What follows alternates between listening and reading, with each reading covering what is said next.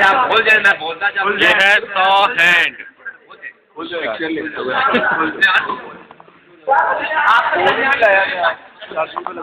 100 hand.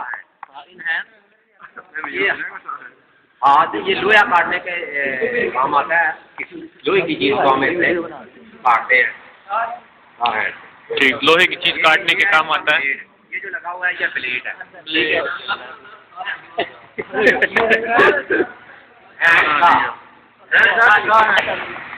ये जो ये इस तरह इसका आप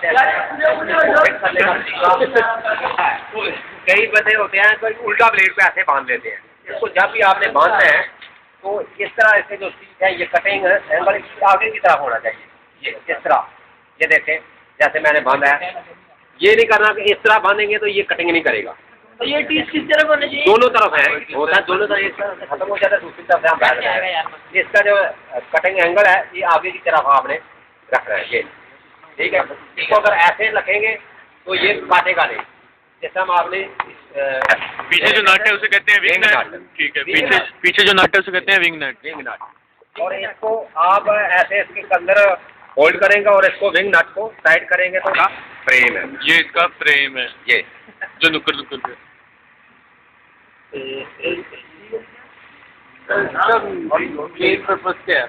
लोहे को काटना है। लोहे को काटना है। ये ड्रिल सेट है। ड्रिल सेट है, ड्रिल सेट। इसमें मुख्तलिफ किस्म के ड्रिल हैं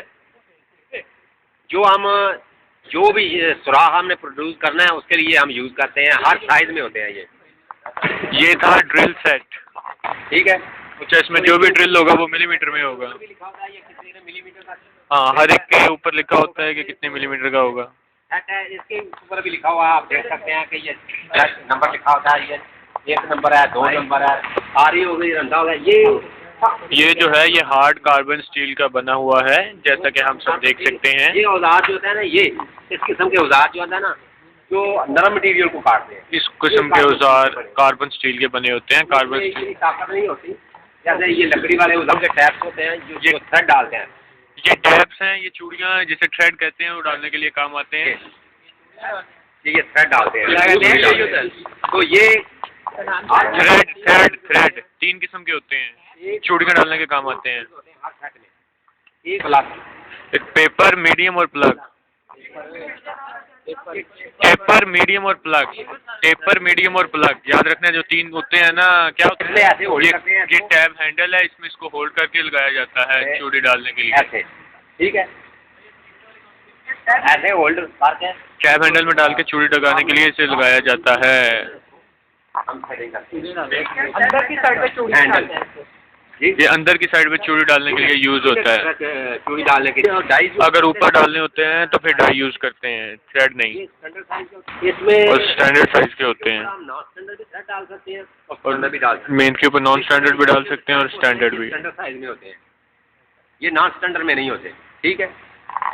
ये अगर आपने 10 मिलीमीटर का टैब नट बनाना है तो 10 मिलीमीटर की डाई लेकर इसके ऊपर आप थ्रेडिंग करेंगे तो ये दोनों जो है ना एक चीज़ हो जाएंगे। ठीक है। ये टैप हैंडल है।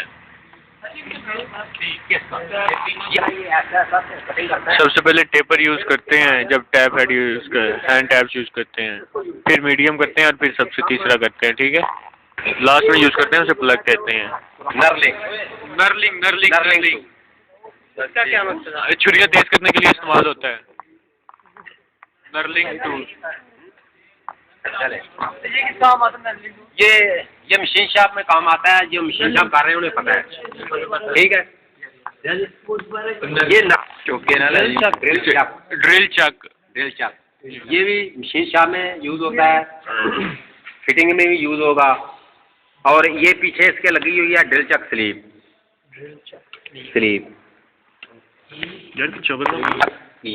इसके जो चाबी यूज होती है उसे ड्रिल चक की कहते हैं। वो कौन सी है?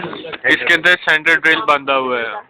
और ये मुख्तलिफ वो जो बॉक्स है उसके वजह से जो मिलीमीटर को जो लेती है वो सुराख करने के लिए निकालते हैं, वो सारे इसमें यूज होते हैं। यूज में एक सुराख सेंटर होता है, इसे यूज करते हैं सुराख करने के लिए, सुराख का निशान लगाने के लिए। और ये लोहे का सुराख करने के लिए यूज होता है सेंटर।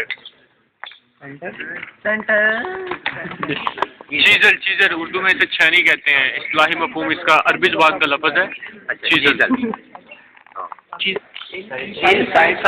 यह है इनसाइड कैलिबर। ये भी साइज नापने के लिए यूज होता है। जैसे वर्नियर आप इस्तेमाल करते हैं तो इसे भी इनसाइड कैलिपर, किसी आउटसाइड कैलिपर, इनसाइड कैलिपर है ये। इसका ये तरीका होता है कि मिसाल इनसाइड कैलिपर, आपके पास वर्नियर नहीं है, ये आउटसाइड कैलिपर है। Outside caliper, thread gauge, thread gauge, thread gauge है। थ्रेड गेज, गिरेंगे तो आपको पता चल जाएगा कि थ्रेड गेज इसके मतलब ये देखिए अंदर से बने हुए आगे जो ऊपर 1 इंच के ऊपर थ्रेड गेज है। 1 मिनट यार, थ्रेड गेज जैसे आप जितनी चूड़ियाँ डाली होती हैं उसके देखने उसके 1 सेंटीमीटर में कितनी चूड़ियाँ हैं उसके लिए यूज होता है थ्रेड गेज। रिमर, रिमर हो गया। और रिमर